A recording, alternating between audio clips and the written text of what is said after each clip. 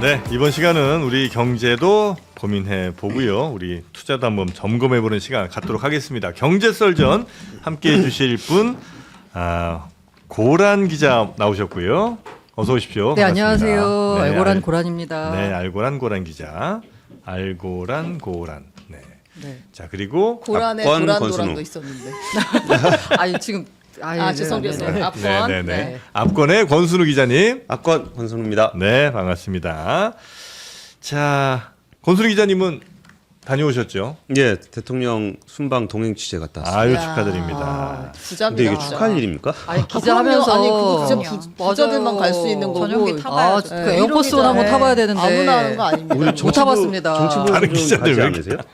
정치부에서 좀 가지 않으세요? 아니 딱 한 명을 진짜 어렵게 보내거나 네. 많이 보내거나. 많이 가면 진짜 2명 가는데 진짜 힘들어요. 비싸서 일단 맞아. 힘들고. 기자하면서 아마 에어포스원 타보는 사람이 몇 명이나 될까요? 공군 1호기 에어포스원은 미군.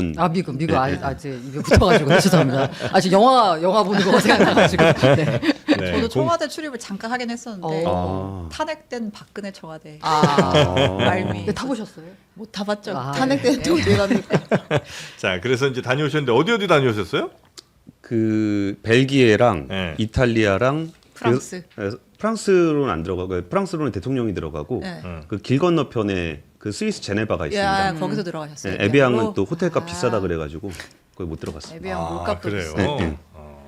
자, 그래서 이제 사실 보도가 좀 생각보다 많이 안 됐는데 그 순방 이제 있으면 결과에 대해서 뭐 대통령이 물론 이제 브리핑했습니다만 순방 중에 기사들이 생각보다 많이 안 나온 것 같아요. 기사가 되게 많이 나왔는데 네. 그 내용이 외교적인 언어들이 사람들 눈에 잘 안 들어옵니다. 그래서 그런가요? 예, 그리고 저는 또 이제 정치부가 아니라 경제 쪽이잖아요. 네네. 그 저 경제 이슈를 중심으로 봐서 저는 굉장히 재밌었는데 그 정치부에서 보기에는 조금 밋밋하다고 느꼈을 수도 있을 것 같아요.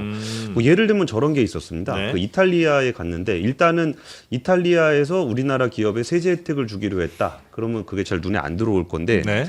이탈리아 공작기계 시장 점유율 1위가 한국 기업입니다. 이탈리아 공작 기계? 네, 네. 밀링 머신 이런 거 있잖아요. 그게 이제 DN 솔루션즈라고 네. 옛날 두산 공작 기계. 그래요? 그리고 이제 건설 기계 쪽은 그 HD 현대건설 기계하고 디벨론이 이제 같은 옛날 두산 인프라 거거든요. 둘이 합치면은 이탈리아 건설 기계 시장의 한 2, 3등 정도 합니다. 그러니까 그 내용을 좀 알면은 거기가 이제 이탈리아에서 설비 투자를 하면은 세제 혜택을 주기로 했는데 네. EU에 있는 기업들만 주기로 했어요. 그러니까 한국은 못 받았거든요. 네. 근데 멜로니 총리가 지난 1월에 우리나라에 왔었어요. 그러니까 우리나라에서 저 좀 세제 혜택 좀 주세요. 우리나라도 좀 주세요. 그랬거든요. 네. 근데 이탈리아가 되게 느려요. 네. 그러니까 뭐든지 느려요. 그러니까 제가 갔는데 대법원 건물을 청소를 했더라고요. 외벽 청소를 깨끗하게 해놨더라고요. 얼마 전에 청소가 마무리가 됐대요. 그게 코로나19 때부터 했다는 거예요. 외벽 청소를? 네. 한국이면은 4년 5년씩 해요? 한국은 뭐 한두 달이면 할 만한 일을 한 4, 5년씩 한다는 거예요. 그 약간 뭐 거의 문화재성으로 한 막 400년 된 건물 이런 거여서 그런 거 아니에요? 뭐 그래서 그런 건 맞는데 네. 그럼에도 불구하고 느리고 여권 절대 잃어버리면 안 된다고 신신당부를 하더라고요. 재발급 받으려면 6개월 걸린대요. 네, 그런 나라인데 코리아는 그렇죠. 그 있어야지. 가우디 성당도 몇백 년 만에 드디어 완공이 최근에 예. 됐잖아요. 거의 뭐 정문 하나 바꾸려면 한 4년씩 걸리고 뭐 그래가지고 이게 저는 그 내용을 좀 보고 있었으니까 이거 되나? 근데 너무 기간이 짧잖아요. 근데 돼 있더라고요. 바로 적용을 한 거예요. 너네도 세제 혜택 이렇게. 네, 그래가지고 이게 원래 되는 거였어? 저는 그게 제일 궁금했습니다. 야 이게 그냥 말 한마디 하면 되는 거였어?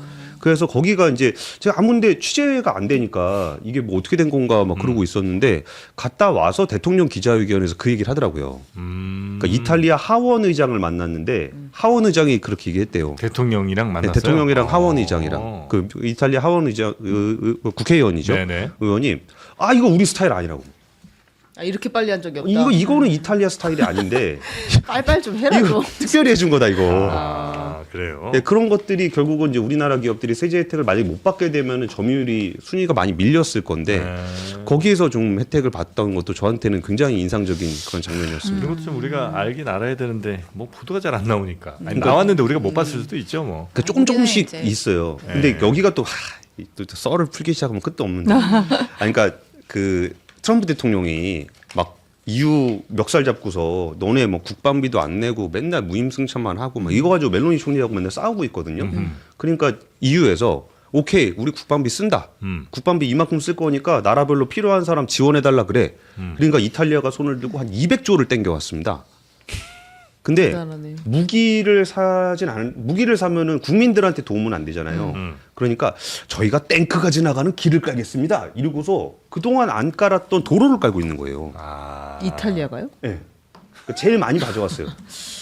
그 얘기가 뭐냐면 도로를 깔아야 되면 건설 기계가 많이 필요해요. 그래갖고 우리나라 건설 기계 산업의 1분기 실적을 보면은 실적이 거의 전년 대비해서 거의 70% 가까이 늘었어요. 그래요? 그래가지고 이탈리아 건설 기계가 밀리면 안 되는데라고 생각을 하고 있었는데 가니까 돼 있어. 그것도 5개월 반에.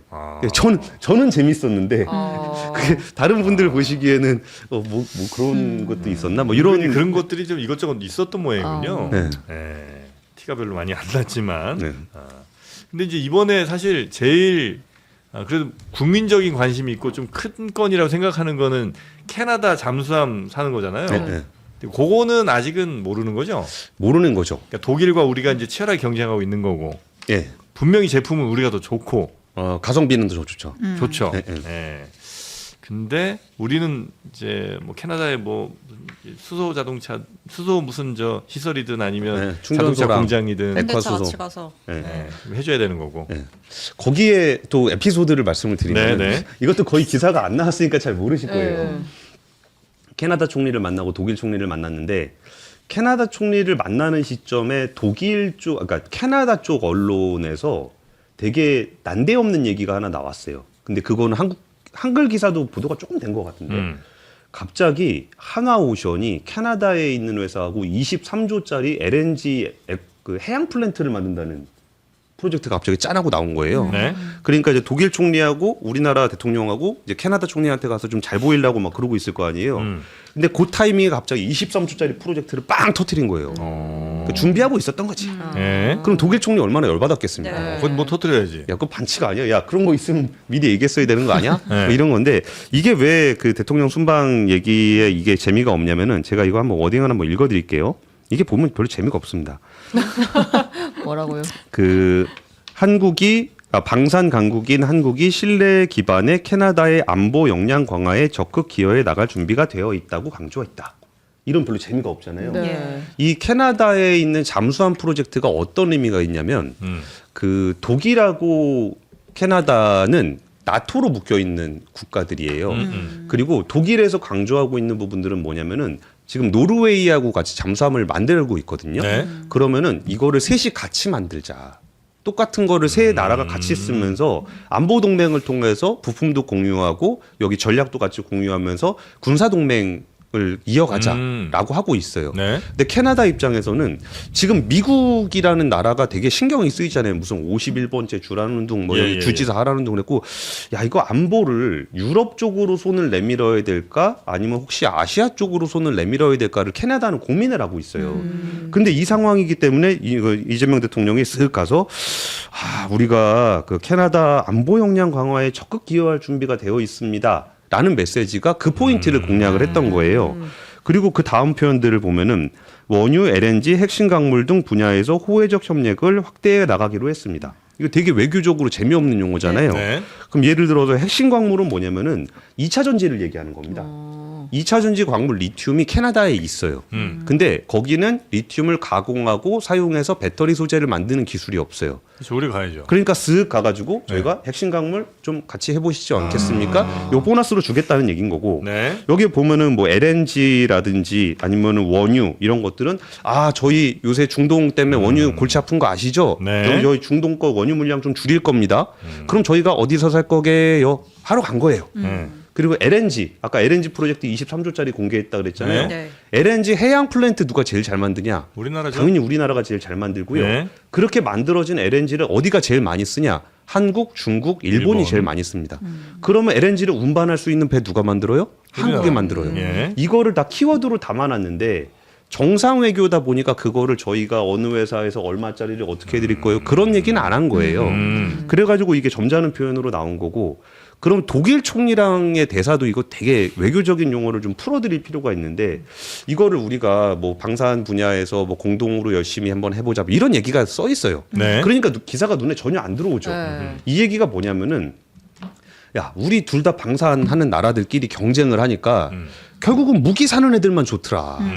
내가 너 이거 줄게, 너 이거 줄게, 너 이거 줄게 하면 우리 둘 다 손해 아니냐.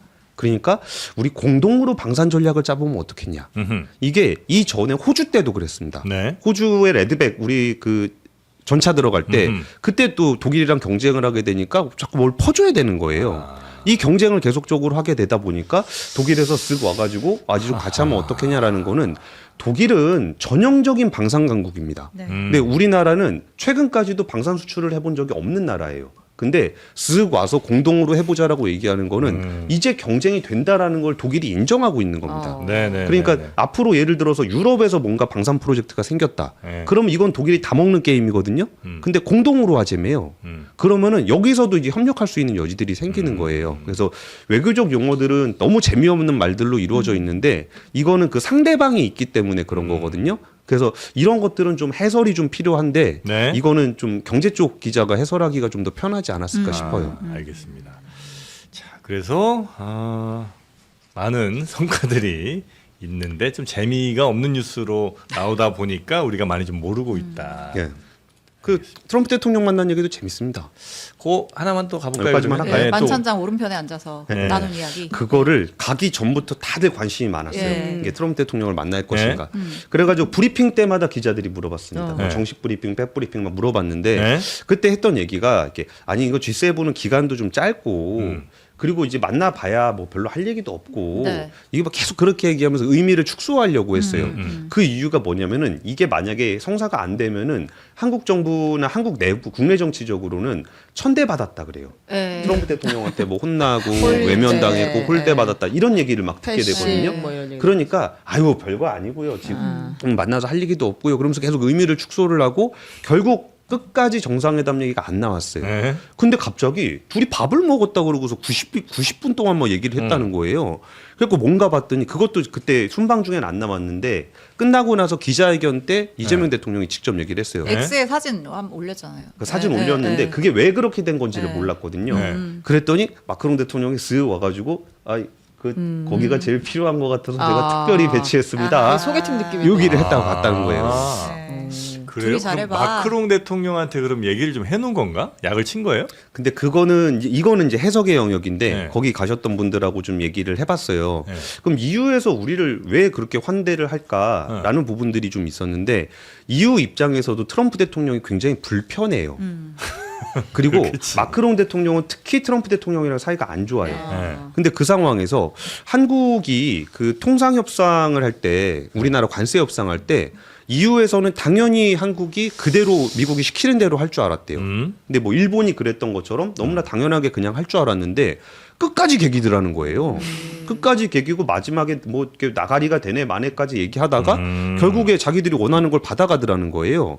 근데 그때 그 상황에서 이거는 좀 실제로 들었던 얘기인데 누구라고 얘기는 안 드리겠습니다만 EU 집행위원회의 그 폰데라이어가 네? 계속 그 한국 사람한테 연락해가지고 야 니네 어떻게 되고 있는 거냐고 니네 뭐 이렇게까지 해도 되는 거냐고 뭐 이게 해서 되다가 안 되면 어떡하려고 그러냐고 그런 얘기를 계속 했다는 거예요. 네. 그럼 EU가 정말 긴밀한 파트너였던 미국과의 사이가 조금 멀어지면서 여러 가지 협력 파트너들을 찾고 있거든요. 근데 협력 파트너 중에서 대표적으로 조금 있다가 중국도 갈 거예요. 네. 그러면 중국은 가까워질래야 한계가 있어요. 그러면 어떤 파트너가 있을까라고 했을 때 한국이 의외로 좀 친해? 그리고 이 제조업도 되고 AI 되고 반도체 있고 그럼 여기를 좀 어떻게 한번 우리 파트너로 레버리지를 삼아 볼까? 그리고 그 불편한 트럼프 옆에다 앉혀놓고서 뭔가 좀 이 분위기를 한번 이끌어가 볼까? 근데 제가 또 궁금했던 것 중에 혹시나 트럼프 대통령 스타일이라면은 제가 전문 용어를 좀 쓰자면 우리 대통령한테 쿠사리를 좀 주지 않을까? 야, 니네 호르무즈 우리 오라 그랬는데 안 오고 뭐 영국 프랑스가 한다는 데만 가고 우리한테 안 오고만 너 그러더라? 얘기할 수도 있을 것 같은 네. 거예요. 그래가지고 내용 봤지? 예, 야, 니네 그래갖고 들어봐야 돼. 물어봤습니다. 네. 물어봤더니 거의 분위기가 무슨 이상한 소리를 하냐라는 분위기였어요. 아니, 외교적인 무대에서 어떻게 그런 게 있냐. 근데 지나고 보니까 멜로니 총리는 트럼프 대통령한테 쿠사리를 먹었더라고요. 뭐 사진을 찍어달라 그러는 둥 그래서 뭐라 그랬더니 야 니네 내가 국방비 다 내면서 해줬더니 호르무즈 오라 그럴 때 오지도 않고 결국은 그 소리를 했더라고요. 근데 트럼프 대통령이 우리나라한테는 그런 얘기 안 하는 거 안 하고 오히려 야 다음은 북한인 것 같은데 그걸 좀 어떻게 돌파하면 좋겠냐 이런 얘기를 했던 것들도 네. 어쩌면 제가 그냥 상상했던 국제 외교 무대에서 이런 얘기가 나오면 어떤 시나리오들이 펼쳐질까라고 상상했던 일들이 대부분 일어났고 그리고 생각보다 긍정적으로 일어났어요. 네. 그래서 우리 좀 치는데? 라는 느낌을 좀 받았고 아, 근데 진짜 부담은 음? 좀 칠 것 같으니까 자꾸 뭘 시켜요. 부담스러운 역할. 그 글로벌하게 책임져야 되는 무슨 그런 일들이 있잖아요. 네. 뭐 예를 들어서 니네 흑자 너무 많이 보는 것 같더라. 글로벌 불균형에 뭔가 역할을 해야 되지 않겠냐. 뭐 이런 얘기들에 대한 짐을 좀 주고 있는 것 같아요. 그래서 국격이 올라가면 올라가는 것만큼 기분은 좋은데 그거에 대한 책임도 되게 무거워진다라는 것들을 좀 느낄 네. 수 있는 순방이었습니다. 확실히 한번 다녀오시니까 20분 동안 뭐 빈틈이 없네. 공백이 없습니다. 이래서 사람이 회사 돈으로 나갔다 오면 아, 이제 많이 배우고 그만 나가세요 이제. 많이 보고. 한 번 더 나가면 큰일 날 것 같아요. 두세 시간짜리 분량 앞번에다 올려놓을 거니까 기대하십시오. 몇 박 며칠이었죠? 8박 10일. 8박 10일. 여튼 8편 뽑으실 수 있습니다. 아직 100의 얘기는 안 했는데. 그냥 가지도 마시고. 네. 하여튼 그 순방 잘 다녀오셨고 고생 많으셨습니다. 권 기자님도. 네.